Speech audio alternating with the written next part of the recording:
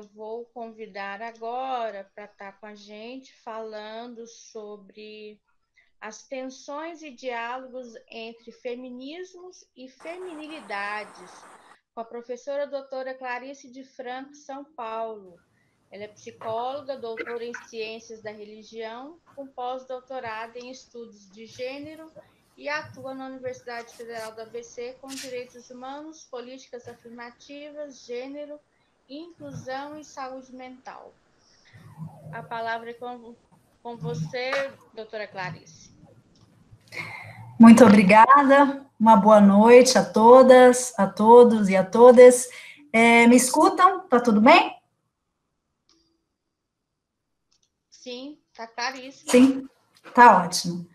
Bom, eu também agradeço muito ao Instituto Olhos da Alma Sã, que é um nome bonito, né? Esse Olhos da Alma Sã, gostei bastante desse nome, não conhecia, vou me aproximar mais agora dos trabalhos, achei bem interessante, então parabenizo pelo evento, é um evento corajoso, muito importante, né? Ele, assim, eu enviei para algumas pessoas, muita gente já me falou, nossa, que demais, que incrível, muito necessário, então parabéns mesmo pela iniciativa, né?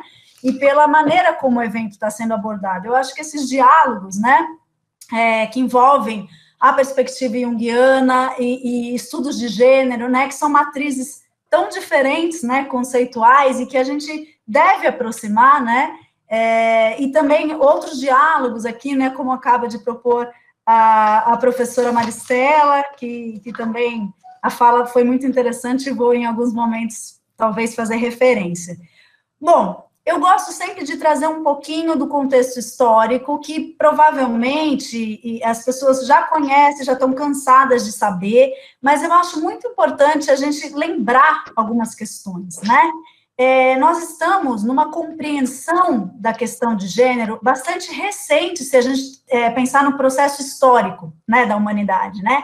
A gente tem aí as famosas ondas do feminismo, a gente se encontra hoje. Isso é didático, né? Essas separações são muito didáticas, e como lembrou a professora também, Maristela, a gente tem um olhar um pouco ocidental, né, para essa questão, né? A história traz um olhar um pouco ocidentalizado, aliás, muito ocidentalizado, mas é uma maneira didática da gente ir compreendendo esses movimentos, né? Então, o que aconteceu é tudo muito recente, a gente tem uma compreensão, né, das lutas de gênero, que a gente começa a dar visibilidade ou a ter maior compreensão da importância desse tema nos estados modernos, né? Então, a gente fala da Revolução Francesa como um marco, porque é um momento histórico ali que se falou de direitos humanos, se fala de uma perspectiva, né? E se começa realmente numa perspectiva de revisar, né, as relações. No entanto, ainda de um modo muito complicado, né? A gente teve essa primeira onda, todo o século XIX, lutas, né, por direitos ali muito básicos, né, da mulher, né? Então, direitos trabalhistas, né? A mulher passava uma jornada nas fábricas assustadora, né? A gente teve aí o comecinho do século XX, a luta por direito ao voto, fins do XIX, início do século XX. Se a gente imaginar que tem países recentes, né, que o voto foi agora no fim da década, né, assim, da década de 70, no Brasil foi na década de 30, mas isso é muito recente em termos de história, né? E aí a gente vai caminhando numa concepção que vai se modificando dessa luta pela conquista ao espaço público, conquista da cidadania da mulher, ela vai se transformando em outras lutas, né? Uma compreensão da mulher sobre o seu próprio corpo, então uma luta pela questão da autonomia sobre o corpo, dos direitos reprodutivos, ali a partir da década de 60, 70, começa essa perspectiva, né, um outro discurso sobre equidade, né, sobre relações mais equânimes e justiça social, e todo esse processo, e uma compreensão também de que mulher que estávamos falando, né? A gente tem mulheres muito diferentes, então a gente foi compreendendo ali, a partir da década de 70, 80, que falar de uma mulher não é a mesma coisa que falar de outra, que essa categoria mulher, ela é muito diversa, né? Quer dizer, mulheres negras, mulheres camponesas, mulheres indígenas, mulheres, enfim, urbanas. A gente tem vários tipos, né, de demandas, de pautas, né, ligadas a várias vivências das mulheres.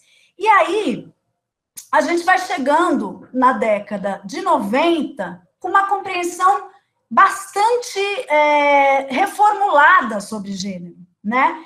E na década de 90 se começa a questionar, se começa não, né? Mas vem à tona, né, o questionamento sobre os binarismos, que a professora Maricela citou. Então, essa perspectiva de que, sabe, homem, mulher, preto, branco, né, pobre, rico, quer dizer, essas divisões binárias de mundo, elas acabam por reforçar uma série de exclusões, de violências, né, sempre um lado privilegiado, o outro, né, tá ali subalterno, subalternizado, né, e também porque isso invisibiliza tudo que existe aí no meio, todas as possibilidades de subjetividades existentes. Então, na década de 90, ficou muito evidente, as pautas LGBTs vieram à tona, né, de uma maneira evidente, inclusive a ONU se colocou nesse debate mundialmente, e é claro que isso vai trazendo reações, né? Então, a gente ainda está aprendendo, é um debate muito recente, identidade de gênero e orientação sexual, é tudo muito recente, né? A gente falar de mulheres com pênis, a gente falar de mulheres trans, é tudo muito recente, né? A nossa compreensão social, né, fenomenológica desse fenômeno, dessa situação é recente. Então, estamos aqui aprendendo. Nesse sentido, as lutas, né, aí a década de 90 a gente chama de terceira onda do feminismo, né, que traz essa reviravolta na compreensão, né, começa a questionar o corpo, por exemplo, né, olha, o que é natural, né? Quer dizer, a gente faz parte da natureza humana produzir cultura, e faz parte da cultura humana produzir naturezas, ou seja, naturalizar corpos, situações, corpos que não necessariamente seriam naturais. E nós estamos o tempo todo transformando nossos corpos, não estamos? A gente pinta o cabelo, a gente fura a orelha, faz tatuagem, coloca pinos, né? Enfim, faz ponte de safena, pino numa perna que teve algum acidente, alguma lesão.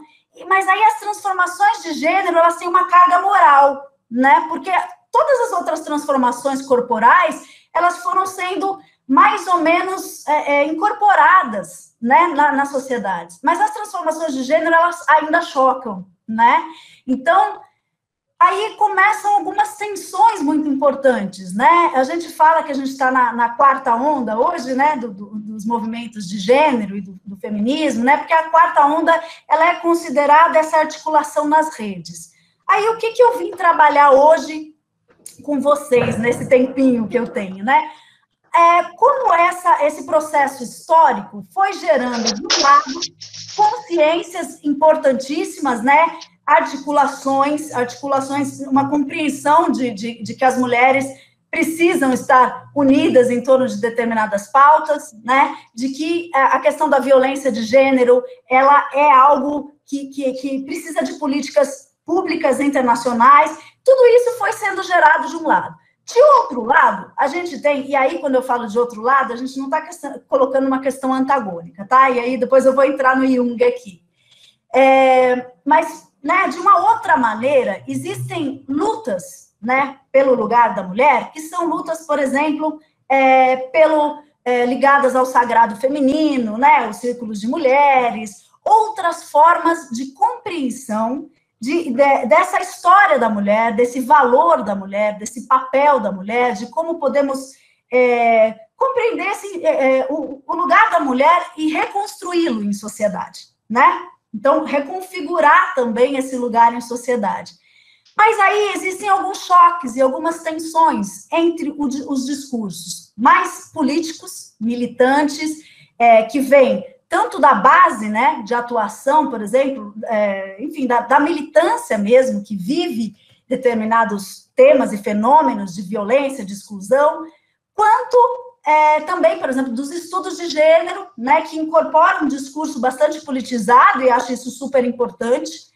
Mas aí o que acontece? De outro lado, fica esse olhar meio enviesado, né? Fica de um lado, às vezes, as feministas olhando para as, eu vou chamar de bruxinhas, tá, carinhosamente aqui, irmãs, né, dos círculos sagrados, do sagrado feminismo, outras formas de luta desse feminino, que trabalham com uma perspectiva aí de mitos, né, de uma compreensão do feminino mais ancestral, primordial e tal, e olham para essa maneira de lutar pelo feminino como uma maneira que não seria autêntica, porque estaria reforçando um discurso de que, por exemplo, o sagrado feminino trabalha muito com ciclos das mulheres, com a questão da menstruação, com o poder da mulher sobre o próprio corpo.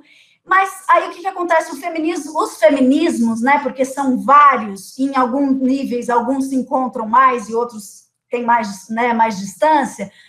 Muitos feminismos têm um olhar um pouco difícil para esses movimentos, né, porque entendem que essas mulheres trazem um discurso que reforça os essencialismos, que mulher então, mulher é representada pela maternidade, a mulher é representada pela menstruação, o sagrado da mulher estaria nesses processos, né, na sua conexão com esses ciclos, e isso excluiria mulheres, por exemplo, transgêneras, né, mulheres que têm pênis, né, que têm outra anatomia biológica, né,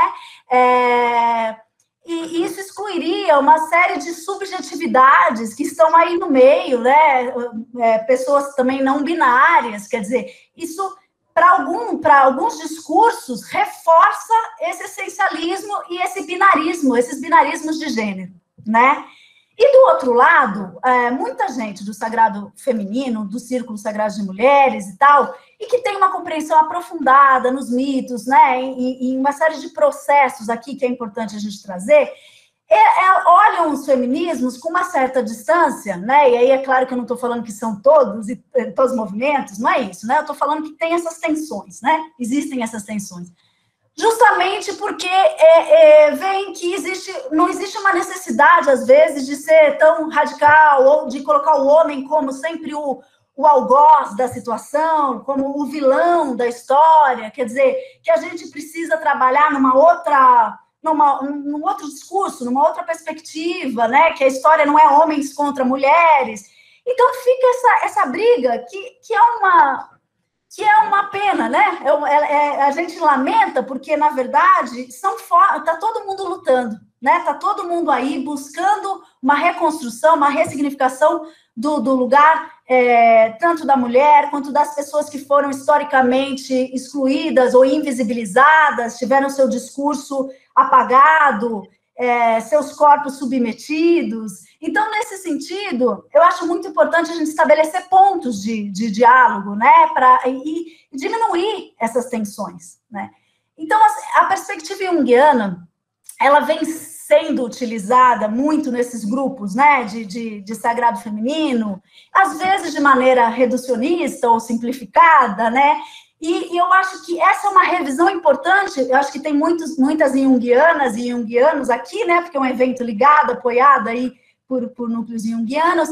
Então, eu acho importante a gente pensar na epistemologia da área, em como a gente pode fazer uma revisão desse conceito clássico, né, ligado à concepção de ânimos e ânima, né, como, sabe, a porção, a energia masculina na mulher ou energia feminina no homem, quer dizer, essa perspectiva clássica de polaridades, né, e que acaba por reforçar uma perspectiva binarista, né, se a gente não toma cuidado, né, porque não é que a teoria junguiana, ela foi trazendo elementos, especialmente no final, né, dos seus escritos, no livro vermelho, tem algumas... Bom, então, a literatura junguiana traz também no finalzinho, né, e a pós-junguiana, e aí nós temos vários autores e autoras que eu posso citar, se houver tempo, né, porque essa coisa do tempo, ela é sempre tensa, então, que já vão reformulando essa perspectiva essencialista e binarista e pré-determinada. Por exemplo, a mulher seria